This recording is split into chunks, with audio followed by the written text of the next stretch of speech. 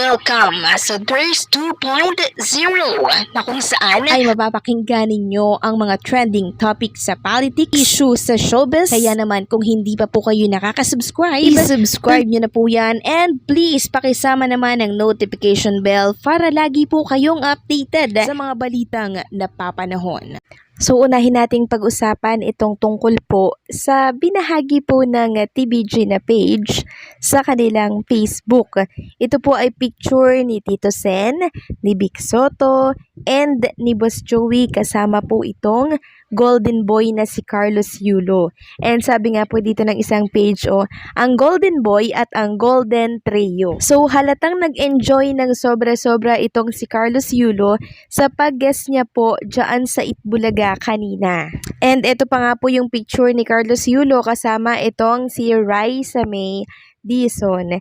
And halos lahat ng mga Dabber Kids natin merong picture nitong si Carlos Yulo. Grabe no, talagang yung suporta ng ating mga Dabber Kids ay ando doon. Sobrang init ng pagtanggap po nila. And maging si Ryan Agoncillo, sobrang proud po dito kay Carlos Yulo. So inilibot pala ni Carlos Yulo itong buong TV5 na programa, tapos nagpa-interview po siya doon since napakalapit niya po kay Mr. Manny B. Pangilinan.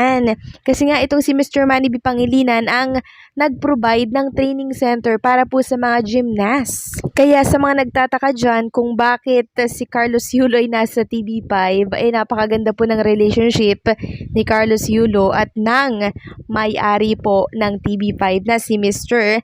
Manny B. Pangilinan. So ito po, ipapakita ko sa inyo yung mainit na pagsalubong na ginawa po ng buong TV5 dito kay Carlos Yulo. Ayan po, halos lahat ng mga staff and crew ng TV5 lumabas para po salubungin ng mainit itong si Carlos Yulo. So nakakatuwa, 'di ba?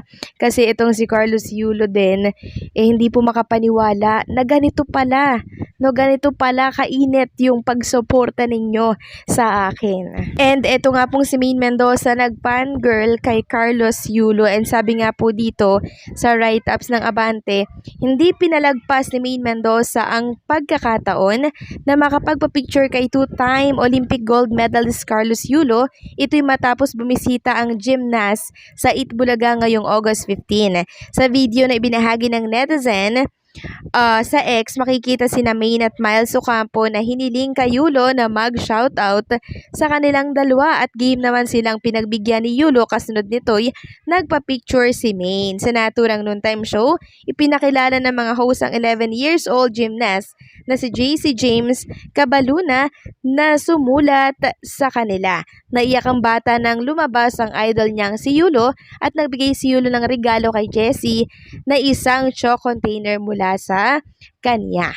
So nakakatuwa, 'di ba? Ang daming na-inspire na kabataan nitong si Carlos Yulo, and sabi nga dito sa post ng News 5, ibinahagi ni two-time Olympic gold medalist Carlos Yulo sa press conference ng Media Quest, Signal TV at TV5 ngayong Huwebes, August 15, na ultimate goal niya daw na masungkit ang medal sa individual all-around sa 2028 Olympics. Aniya, nalaman niya na malayo pa siya sa kategoryang ito at sa floor exercise at vault ang malakas niyang aparatos. Bukod dito, target pa rin niyang makuha ang medal sa floor at vault. So ayan, meron pa po palang plano itong si Carlos Yulo na mas mataas pa. And alam ko na makukuha niya po yan by 2028 Olympics. At alam niyo po ba sa pag-guest na to ni Carlos Yulo dyan sa TV5, particularly dyan sa Itbulaga, meron po mga nagrereklamo na bakit daw sa Itbulaga, bakit daw ganto, bakit ganyan. So sabi ko nga po kanina, 'di ba, maganda po ang relationship ni Carlos Yulo at ng may-ari po ng TV5. Kaya wag na sanang questionin pa kung bakit inuna po niya dyan na mag-guest. At for sure naman ay lilibutin niya lahat ng programa dito po sa ating bansa, 'di ba? Para personal na makapagpasalamat on national television. 'Di ba? Kaya wag sana magreklamo yung iba diyan na bakit daw sa Itbulaga, bakit sa TV5, 'di ba? Isipin niyo na lang, pupunta rin po diyan si Carlos Yulo sa station po ninyo. Wag lang nega lagi. Okay? Wag inggit. Okay? Samantala, pag-usapan naman natin ang tungkol dito sa pinost nitong si Ted.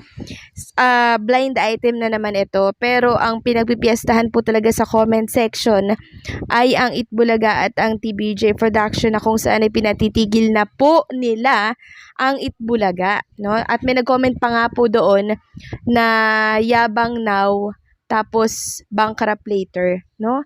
Ang kapal talaga ng face ng ilang mga nagko-comment doon. Akala mo maraming natutulungan. Samantalang Itbulaga lagi po ang number 1 sa pagtulong. So ito po ang sabi ni Ted. Kawawang big boss ng network kumuha lang ng sakit daw sa ulo niya. 40 to 60 ads na lang ang average nila per day. Tapos ang ads rate pa ay 20,000 for 30 seconds. Not fake news po ito, no? Sabi pa dito yung ad revenue nila napupunta na lang halos sa papremyo nila para lang panoorin pa sila ng mga tao at hindi bumitaw sa programa nila. Idagdag mo pa yung napakalaking TF ng tatlo na gustong pakabig sa kanila lahat ng pera. Kaya ayun, hindi makabayad kay main producer at lumobo na ang utang, wala na ring maiyabang na ITR o financial statement dahil mabubuking na totoong nalulugi sila. So halata pong walang alam itong si Ted, no? Bakit kailangang magbayad sa main producer samantalang parehas na producer ang TBJ at itong si Mr. Manny B. Pangilinan? Di nag-iisip, di ba? So mas malaki lang inilalabas si Mr. Manny B. Pangilinan kasi 51% yung share niya. Samantalang ang TBJ production naman ay 49%. So mas malaki lang ang inilalabas ni MVP kumpara sa TBJ at walang katotohanan na may utang ang TBJ kasi parehas po silang naglalabas ng pera dito. At yung ads po ng Itbulaga ay hindi po umaabot ng 40. Grabe naman itong si Ted, no? Talagang niyuyurak pababa ang Itbulaga, masabi lang na nalulugi na. Wag ganon. Ted, no, wag kang ganyan, wag kang bitter. Kasi ang Itbulaga, lagi-lagi yan na napakalalaking binibigay sa mga nananalo doon at maraming sponsors ng naturang programa. No? So, maati mo ba na ano bang puso meron itong si Ted, no? Bakit hindi siya maging masaya na maraming natutulungan ng Itbulaga araw-araw? Yung kahapon, 'di ba, may cancer 'yun. Binigyan ng 100,000 ng Itbulaga. Tapos panay paninira pa din ang ginagawa ninyo sa programang Itbulaga. Ano ba ang problema ninyo? Hanggang ngayon hindi pa rin ba kayo nakaka-move on? Isang taon na. 'Di ba? Bakit ganyan pa rin kayo? Kaya nga sabi ni Boss Joey, ang sasama ninyo talaga, no? Totoo po ang sinasabi ni Boss Joey. Talagang masasama itong alagad ng ilang tape depender.